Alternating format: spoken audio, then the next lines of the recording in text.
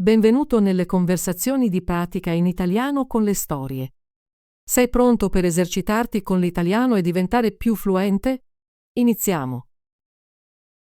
Il re di un grande regno morì, lasciando la regina a prendersi cura della loro unica figlia.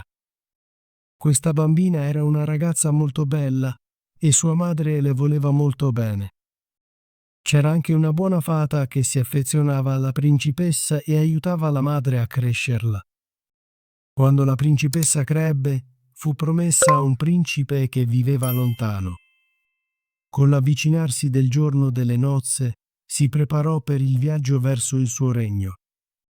La regina preparò molte cose preziose per lei, gioielli, oro, argento, abiti eleganti e tutto ciò che una sposa reale avrebbe potuto desiderare. Le diede anche una serva per accompagnarla e aiutarla a incontrare il suo sposo, e entrambe avevano cavalli per il viaggio. Il cavallo della principessa era un dono speciale della fata e si chiamava Falada. Sapeva parlare. Quando fu il momento di partire, la fata entrò nella stanza della principessa, prese un piccolo coltello, tagliò una ciocca di capelli e la diede alla principessa. Le disse: «Abbi cura di questo, mia cara. Potrebbe esserti utile nel tuo viaggio». Poi tutti si salutarono tristemente. La principessa tenne la ciocca vicino al cuore, montò a cavallo e iniziò il suo viaggio verso il regno dello sposo. Un giorno, mentre cavalcava vicino a un ruscello, la principessa avvertì una forte sete. Chiese alla serva: «Per favore, scendi e portami un po' d'acqua nel mio bicchiere d'oro da quel ruscello, perché voglio bere». La serva rispose: «No, se hai sete, scendi tu stessa e bevi dall'acqua. Non voglio più essere tua serva». La principessa era così assetata che scese, si inginocchiò accanto al ruscello e bevve. Era spaventata e non osava prendere il suo bicchiere d'oro. Pianse e disse: «Oh, cosa mi accadrà?» La ciocca di capelli le rispose: «Ahimè, ahimè. Se tua madre lo sapesse, tristemente, tristemente, ne avrebbe riso». Ma la principessa era molto gentile, quindi non disse nulla riguardo al comportamento scortese della serva. Risalì a cavallo e continuarono il loro viaggio. Con il passare della giornata, la principessa divenne di nuovo assetata. Quando giunsero a un fiume, dimenticò le parole scortesi della serva e chiese di nuovo: «Per favore, scendi e portami un po' d'acqua da bere nel mio bicchiere d'oro». La serva rispose con ancora più arroganza: «Bevi se vuoi, ma non sarò più la tua serva». La principessa era così assetata che scese dal cavallo, si sdraiò accanto al ruscello e pianse: «Cosa mi accadrà?» La ciocca di capelli le parlò di nuovo: «Ahimè, ahimè. Se tua madre lo sapesse, tristemente, tristemente, ne avrebbe riso». Mentre si chinava per bere, la ciocca di capelli cadde dal suo petto e galleggiò via con l'acqua. Era così spaventata che non la vide, ma la serva sì, e ne fu molto felice perché conosceva il sortilegio. Ora che la principessa aveva perso la ciocca, la serva si sentì in grado di controllarla. Dopo che la principessa bevve e cercò di risalire su Falada, la serva disse: «Io cavalcherò Falada e tu prenderai il mio cavallo invece». La principessa dovette rinunciare al suo cavallo e poco dopo dovette cambiare i suoi abiti reali con quelli vecchi e logori della serva. Avvicinandosi alla fine del loro viaggio, la serva traditrice minacciò di uccidere la principessa se avesse mai raccontato a qualcuno ciò che era successo. Ma Falada vide tutto e lo ricordava bene.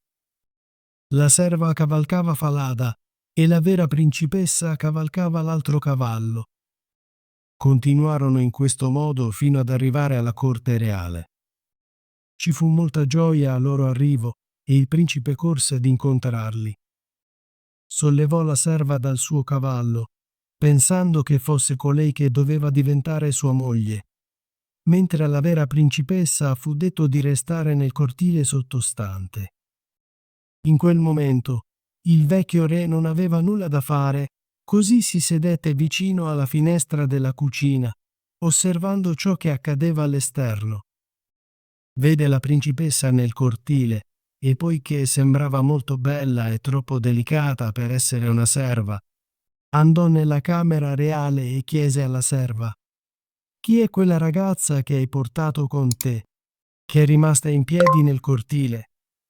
La serva rispose: «L'ho portata come compagnia per il viaggio. Ti prego, dai a lei qualche lavoro da fare affinché non stia solo in giro». Il vecchio re pensò per un attimo e poi disse: «Ho un ragazzo che si occupa delle mie oche. Lei può aiutarlo». Il nome del ragazzo era Kertken. Ma la falsa sposa disse al principe: «Caro marito, ti prego, fammi un favore». «Certo», rispose il principe. «Di a uno dei tuoi uomini di tagliare la testa del cavallo su cui ho cavalcato, perché era molto selvaggio e mi ha infastidita durante il viaggio». La verità era che temeva che Falada potesse un giorno parlare e rivelare tutto ciò che aveva fatto alla principessa. Ottenne ciò che desiderava e Falada fu ucciso. Quando la vera principessa sentì questo, pianse e supplicò l'uomo di inchiodare la testa di Falada a un grande cancello oscuro della città, in modo da poterla vedere ogni mattina e sera.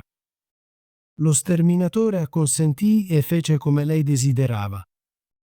La mattina successiva, mentre lei e Kertken passavano attraverso il cancello, disse tristemente: «Falada, Falada, la sei appesa?» E la testa rispose: «Sposa, sposa, la vai». Ahimè, ahimè, se tua madre lo sapesse, tristemente, tristemente, ne avrebbe riso.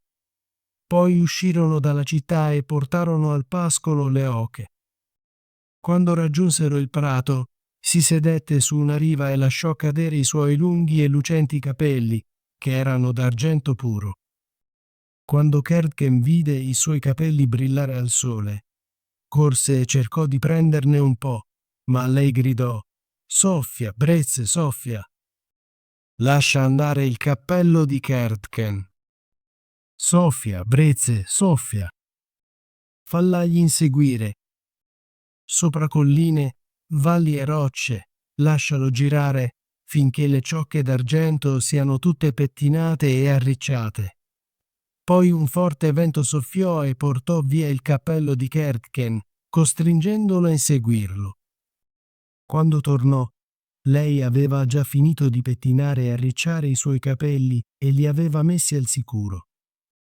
Lui era molto arrabbiato e non le parlò, ma guardarono le oche fino a quando diventò buio. La mattina seguente, mentre passavano di nuovo attraverso il cancello scuro, la povera ragazza guardò in alto verso la testa di Falada e pianse: «Falada, Falada, la sei appesa?» E la testa rispose: «Sposa, sposa, la vai». Ahimè, ahimè, se tua madre lo sapesse, tristemente, tristemente, ne avrebbe riso. Poi portò le oche e si sedette di nuovo nel prato, iniziando a pettinare i suoi capelli come prima. Kertken corse verso di lei, volendo prenderli, ma lei chiamò rapidamente: «Soffia, brezze, soffia! Lascia andare il cappello di Kertken. Soffia, brezze, soffia! Fallagli inseguire. Sopra colline, valli e rocce, lascialo girare, finché le ciocche d'argento siano tutte pettinate e arricciate». Il vento soffiò di nuovo via il cappello di Kertken, lontano sulle colline, così dovette inseguirlo. Quando tornò, lei aveva già raccolto i suoi capelli di nuovo e tutto era al sicuro. Guardarono le oche fino a quando diventò di nuovo buio. La sera, dopo essere tornati a casa, Kertken andò dal vecchio re e disse: Non posso più avere quella strana ragazza che mi aiuta con le oche. Perché no? Chiese il re. Perché, invece di essere utile, mi prende in giro tutto il giorno. Il re voleva sapere di più. Così Kertken spiegò: quando passiamo attraverso il cancello scuro con le oche al mattino, lei parla alla testa del cavallo appesa al muro dicendo: Falada, Falada, la sei appesa. E la testa risponde: Sposa, sposa, là vai. Ahimè, ahimè. Se tua madre lo sapesse, tristemente, ne avrebbe riso. Kertken raccontò anche al re del prato e di come il suo cappello fosse stato portato via dal vento, costringendolo a inseguirlo e lasciar sole le oche. Il vecchio re gli disse di uscire di nuovo il giorno successivo. Quando arrivò la mattina, si nascose dietro il cancello scuro e sentì come la ragazza parlava a Falada e come Falada rispondeva. Poi il re si nascose nei cespugli vicino al prato e vide come portavano le oche e come la ragazza lasciava cadere i suoi bellissimi capelli brillanti al sole. Sentì lei dire: Soffia, brezze, soffia. Lascia andare il cappello di Kertken. Soffia, brezze, soffia. Fallagli inseguire. Sopra colline, valli e rocce, lascialo girare, finché le ciocche d'argento siano tutte pettinate e arricciate. Il vento soffiò via il cappello di Kertken e lui corse a inseguirlo mentre la ragazza continuava a pettinare i suoi capelli. Il vecchio re vide tutto questo, poi tornò a casa senza essere notato. Quando la ragazza delle oche tornò la sera, lui la chiamò da parte e le chiese perché si comportasse in quel modo. Lei iniziò a piangere e disse: Non posso dirti nulla o a nessun uomo, o perderò la vita. Ma il vecchio re la supplicò così tanto che alla fine lei gli raccontò tutto ciò che era successo, parola per parola. Fu molto fortunato che lo fece, perché il re ordinò che le venissero messi addosso abiti reali e rimase sbalordito dalla sua bellezza. Poi chiamò suo figlio e gli disse che la serva era solo una falsa sposa, mentre la vera sposa era lì accanto. Il giovane principe fu felice quando vide la sua bellezza e sentì quanto fosse stata paziente. Senza dire nulla alla falsa sposa, il re fece preparare un grande banchetto per tutti alla corte. Lo sposo si sedette a capotavola con la falsa principessa da un lato e la vera principessa dall'altro. Nessuno la riconobbe perché la sua bellezza abbagliava tutti e non sembrava più una semplice ragazza della campagna, ora che indossava il suo splendido vestito. Dopo che ebbero mangiato e bevuto e si stavano divertendo, il vecchio re disse che avrebbe raccontato loro una storia. Iniziò a raccontare la storia della principessa come se fosse una storia che aveva già sentito prima. Chiese alla falsa sposa cosa pensasse dovesse accadere a qualcuno che si comporta così male. Niente di meglio, disse, che essere gettata in un barile coperto di chiodi affilati e che 2 cavalli bianchi la trascinino per le strade fino a farla morire. Sei tu quella persona, disse il vecchio re. E come ti sei giudicata, così sarà fatto a te. Il giovane re sposò poi la sua vera sposa, e regnarono nel regno in pace e felicità per il resto della loro vita. La buona fata venne a far loro visita e riportò in vita Falada. Ottimo lavoro! Vuoi esercitarti con l'italiano e diventare più fluente? Iscriviti e attiva la campanella delle notifiche per non perdere nessuna delle nostre storie gratuite in italiano. Ci vediamo nel prossimo video.